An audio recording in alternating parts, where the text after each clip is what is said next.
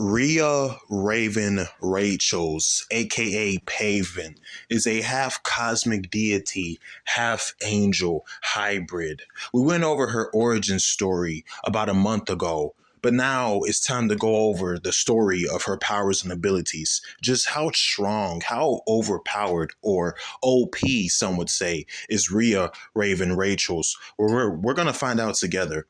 Since she's a half cosmic deity and half angel, she has the powers of a cosmic being and an angelical being. You'll see the powers on the screen throughout majority of the video.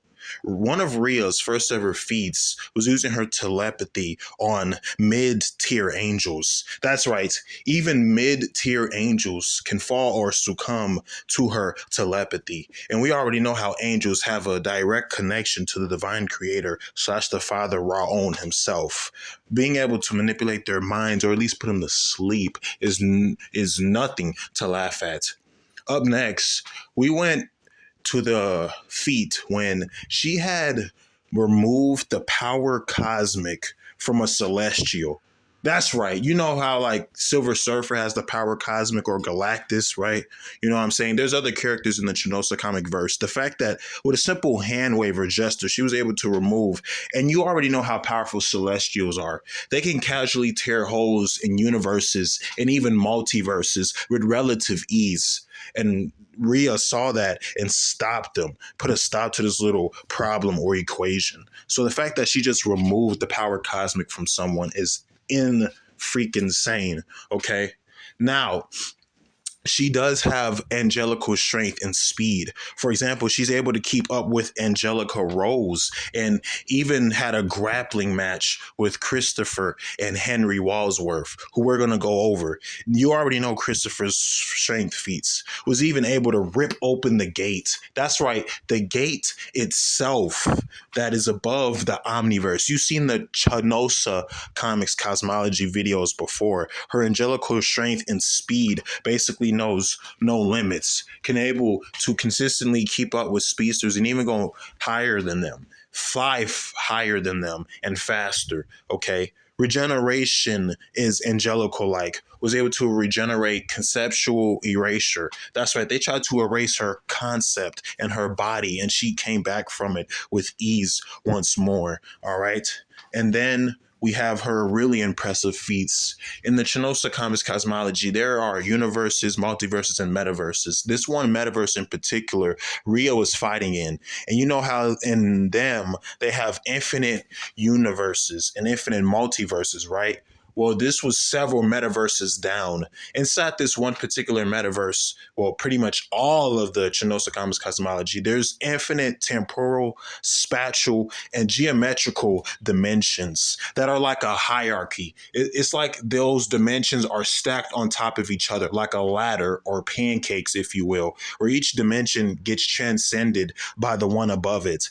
And her fight with Gustavo was felt throughout all of these dimensions, whether they were using their physical powers like super strength, super speed, durability, or the fact that they were able to use their telepathic powers and spiritual powers throughout all of these dimensions, a myriad of dimensions. You know what I'm saying? That was insane and impressive. And Ria won and defeated Gustavo, but it shows you how powerful Gustavo really is in the Chanosa Comics universe.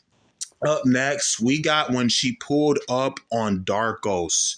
You already know Darkos, right? The Sarkron, the Kevin Josh villain. And sometimes he's a 10-gen level threat. The 10-gen stands for 10 generations worth of superheroes, right?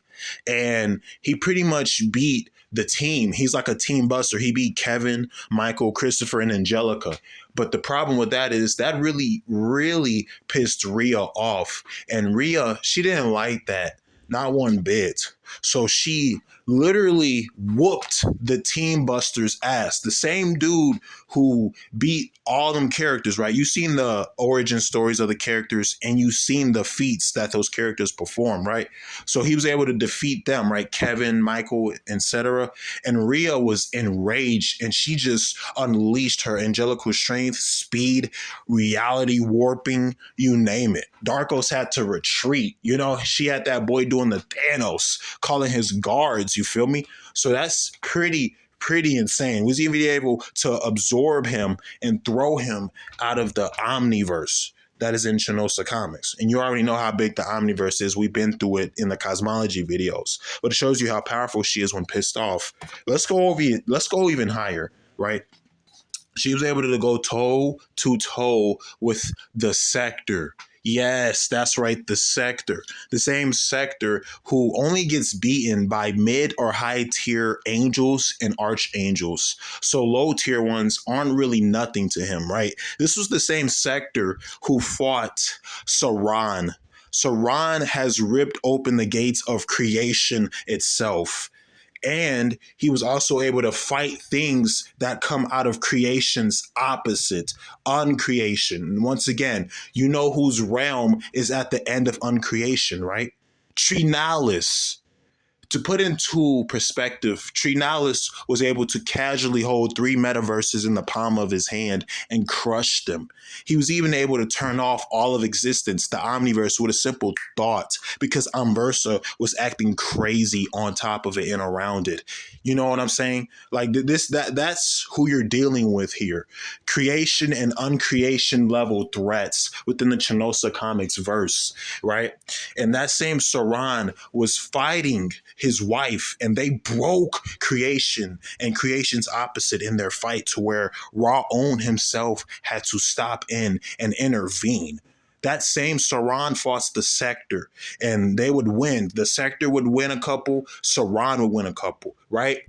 And Sector was trying to pull up on Ria's team and was like, y'all are going to pay vengeance, hellfire, brimstone, all that, all that stuff, right? Since he's tied to Ra-On, the embodiments of Ra-On's anger, but justice as well, right?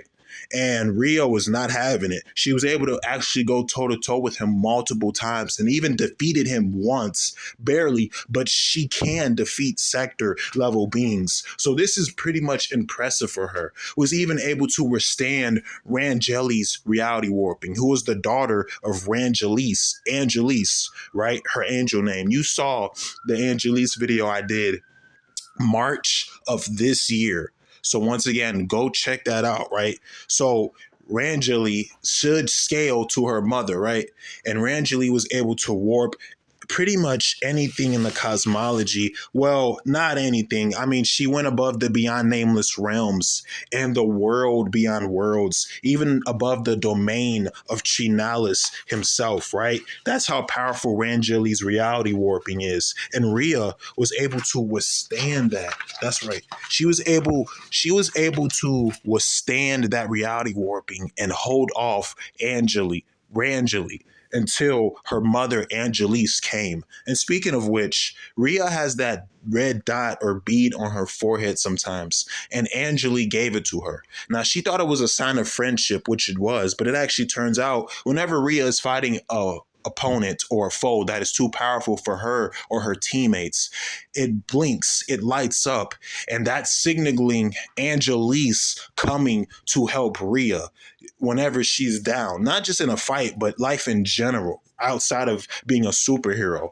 And that's insane. You got this very powerful angel, archangel hybrid coming to your aid. Like, who the hell wants to wake up on a Friday or Saturday and fight these beings? You know what I'm saying?